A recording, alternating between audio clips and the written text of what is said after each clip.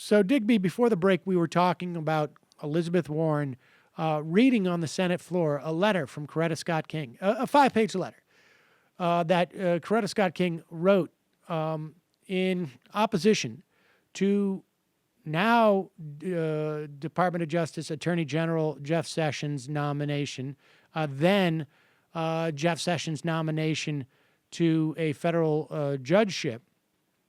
And she was subsequently censured by Mitch McConnell. Mitch McConnell may think it has resonated with his right-wing base, but I think it has also made the opposition to Jeff Sessions that much more emboldened and widely understood, frankly, right? I mean, there could be, I cannot imagine that Mitch McConnell was thinking, like, how can we make Jeff Sessions' appointment any more contentious? And, I don't think that the deficit that Mitch McConnell needed to make up was we need more racists supporting us and more misogynists. I think they had the lock on those people. Yeah, I think he doesn't need to worry about that particular faction. I think they're with him all the way.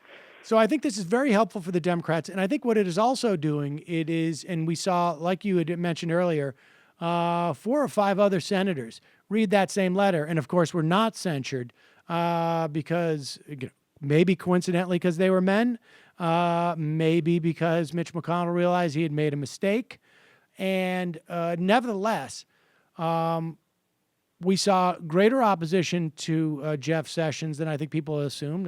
Someone like Heitkamp I'm thinking about. But also now we're seeing, I think, just a stronger awareness by the Democrats that being in opposition to Donald Trump and the Republicans is actually maybe a safe place for them to be. I certainly hope that's true. And you do get the feeling that there is some, as you put it, sort of a dawning awareness that opposition is actually popular. It's popular in the country. It's certainly wildly popular among Democrats. But even independents, I mean, if you look at Trump's approval ratings, he's in the ditch with everyone but, hardcore Republicans. They're the only people in the country who are even, willing to give him a chance at the moment. That's very unusual. I mean, normally both parties would at least, kind of say, well, all right, I'll withhold judgment. And certainly independents would be likely to at least split half and half, and they're not.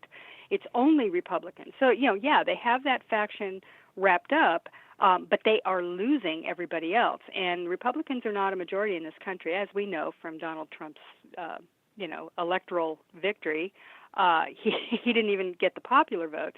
But, this is, it's an interesting political moment to watch these Democrats who, when Sessions was nominated, I made the bold prediction. I said, he's going to make it, and probably with a lot of Democratic votes, because the Senate is an old boys club, and they tend to always, give deference to their buddies who they, share the shower with or whatever. So I wouldn't expect that Democrats are going to oppose him.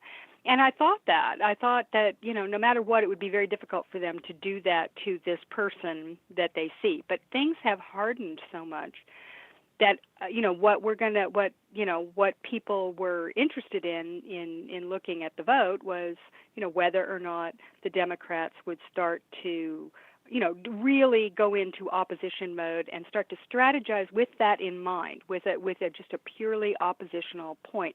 I mean, this is something Republicans have always been very good at. They are the best opposition party really in the world, way better as opposition than they are in a governing position, as we've seen. They often just, they screw the pooch over and over again when they are in a position to actually do anything. Right. But they are amazing in their ability to stop people from doing things. And the Democrats have never played that.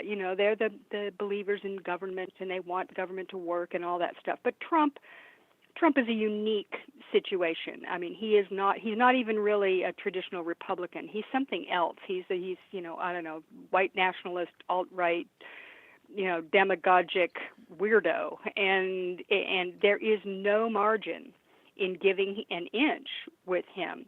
So I think it took them a while, I think, to get to that point on both the right and the left, on both the left and the right in the Democratic Party. I mean, Bernie Sanders came out of the gate saying we can work with him. Even Warren, we can work with him, and certainly the Joe Manchins and that crew, the ones in red states were ready to throw in where they could. But really, we're starting to see that they realize that this is not, they don't personally have anything to gain by it, and whatever they do, and this is the key to understanding how to do this, which the Republicans should have shown them, is that when you help him achieve his goals, he gets the credit. Yeah. You don't. You do not gain anything by helping him achieve what he wants, even if there are aspects of it that you might find, good for a certain group of people. It's not helpful, not in this current climate. Polarization means that people, they don't split tickets. They don't look at politics that way. It's a team sport, particularly for Republicans, and they're not going to vote for Democrats